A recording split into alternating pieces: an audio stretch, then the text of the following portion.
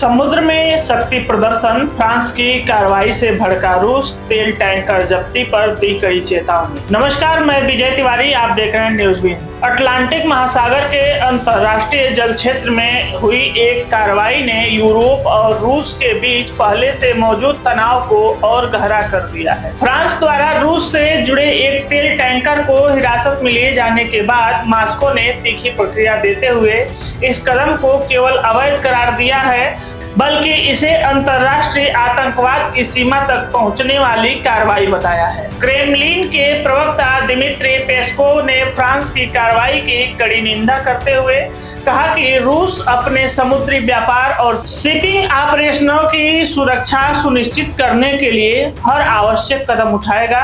उनका कहना है कि अंतर्राष्ट्रीय जल क्षेत्र में किसी जहाज को इस प्रकार रोकना समुद्री कानूनों और अंतर्राष्ट्रीय नियमों की भावना के खिलाफ है। विवाद के केंद्र में जब्त तेल टैंकर है, जिसे फ्रांसीसी नौसेना ने ब्रिटेन और अन्य सहयोगी देशों की मदद से अटलांटिक महासागर में रोका। फ्रांस का आरोप है कि यह जहाज रूस के तथाकथित शैडो फ्लीट यानी छाया बेड़े का हिस्सा है।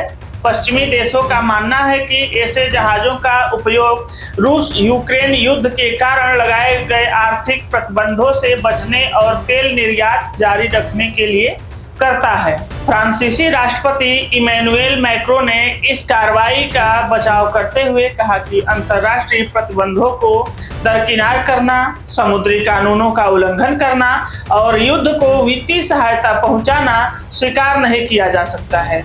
उन्होंने स्पष्ट किया कि वैश्विक समुद्री सुरक्षा और अंतर्राष्ट्रीय व्यवस्था की रक्षा के लिए ऐसे कदम आवश्यक हैं। फ्रांसीसी अधिकारियों के अनुसार टैंकर उत्तर पश्चिमी रूस के बंदरगाह मरमास्क से रवाना हुआ था और अफ्रीकी देश कैमरून की ओर बढ़ रहा था। जहाज को फ्रांस के ब्रिटेन तट से लगभग 400 समुद्री मील पश्चिम में रोका गया।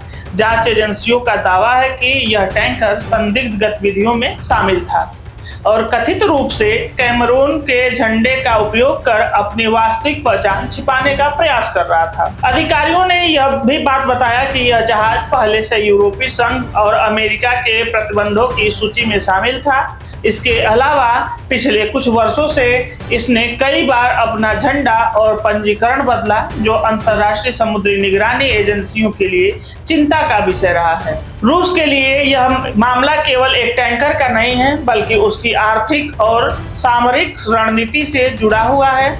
यूक्रेन युद्ध के बाद पश्चिम देशों ने रूसी तेल और ऊर्जा क्षेत्र पर अभूतपूर्व प्रतिबंध लगाए हैं। ऐसे में रूस पर आरोप लगता रहा है कि वह प्रतिबंध से बचने के लिए पुराने टैंकरों, बदलने हुए झंडों और जटिल व्यापारिक नेटवर्क का इस्तेमाल कर रहा है। विशेषज्ञों का मानना है कि यह घटना आने वाले समय में समुद्री मार्गों पर शक्ति प्रदर्शन और नियंत्रण की नई प्रतिस्पर्धा को जन्म दे सकती है।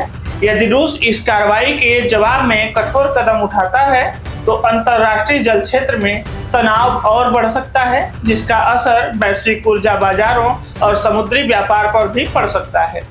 सितंबर से अब तक फ्रांस रूस से जुड़े होने के संदेह में कई अन्य टैंकरों के खिलाफ भी कार्रवाई कर चुका है।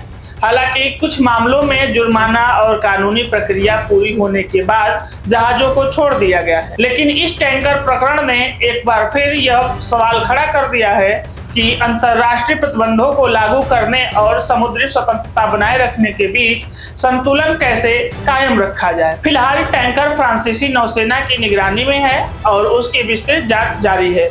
वहीं रूस और फ्रांस के बीच बढ़ता यह विवाद वैश्विक राजनीति के उस नए अध्याय की ओर संकेत कर रहा है, जहां समुद्र भी अब भूमि राजनीति संघर्ष का महत्वपूर्ण मोर्चा बनता जा रहा है। यह पूरी रिपोर्ट आप देख रहे थे न्यूज़बीन पर। ऐसे ही रिपोर्ट देखने के लिए न्यूज़बीन को सब्सक्राइब करें, वीडियो को लाइक करें, शेयर करें।